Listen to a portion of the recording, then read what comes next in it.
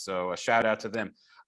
Next question, Mike Rueda. Speaking of the Central Valley, we'll go back to the Central Valley to Mike Rueda. Please unmute yourself, Mike. Thank you. Hey, Jose, how you doing? Good, Mike. How's it going? Good, good. A couple quick questions. First one, I spoke with Robert Garcia last week, interviewed him, and it kind of leads to your point that you're talking about fighting at home.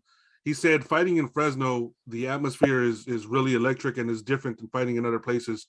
Obviously, you fought in China, New York, Vegas, Texas.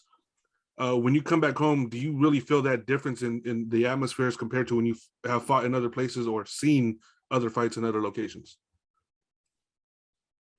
Yeah, it's just fighting in the ring in front of a big, fan base, and the Hispanics are always going to turn out, and the Hispanics will always show support for the sport of boxing, and they will have a great time doing so. And in Fresno being a new boxing market, it just it gives me so much excitement to know how well they know how to support the sport of boxing, because before me there wasn't too many fights in Fresno, and so it's like, who taught them how to be great fans? It's like, how do they get that experience to go out there and give each other a great atmosphere, And I've spoken to many of the commissioners that have worked in many fights in Las Vegas, big fights in Las Vegas, big fights in Texas, and in different parts of the country and the world, and they themselves enjoy, working in Fresno, because they never see nothing like it. And I think it's because of the unity in the Central Valley. It's a family-oriented communities. They're family-oriented communities that are families that take their kids and their grandfathers. There's no age limit. You see kids and you see grandparents who are looking forward to watching me fight and watching me perform. I could honestly say that when it comes to social media, I think my biggest fan base are people that don't have social media.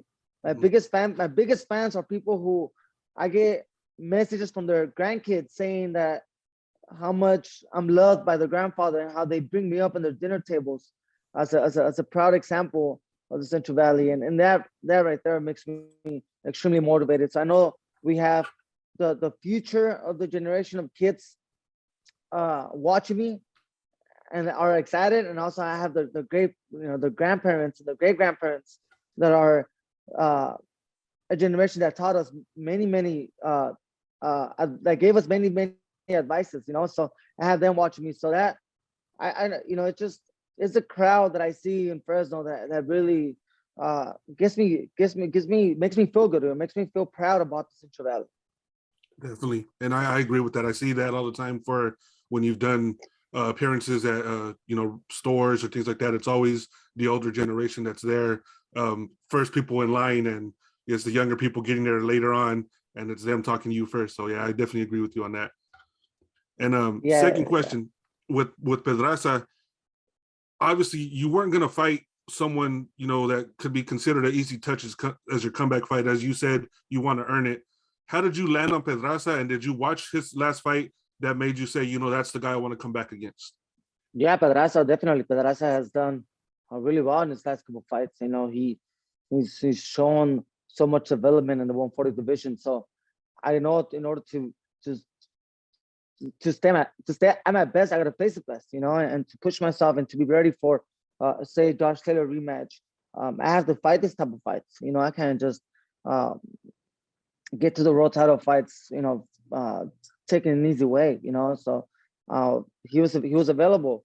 I also mentioned to my manager Rick that if Jose Cepeda was available, that'd be a great fight too that the fans want to watch.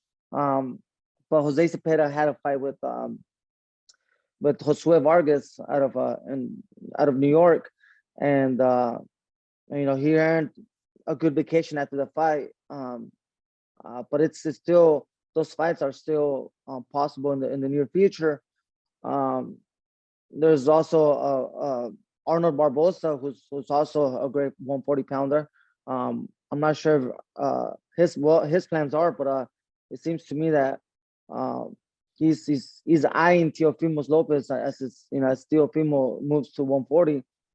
But all those guys were in my radar. Pedraza just was available, and it was a fight that got made really easy, simple.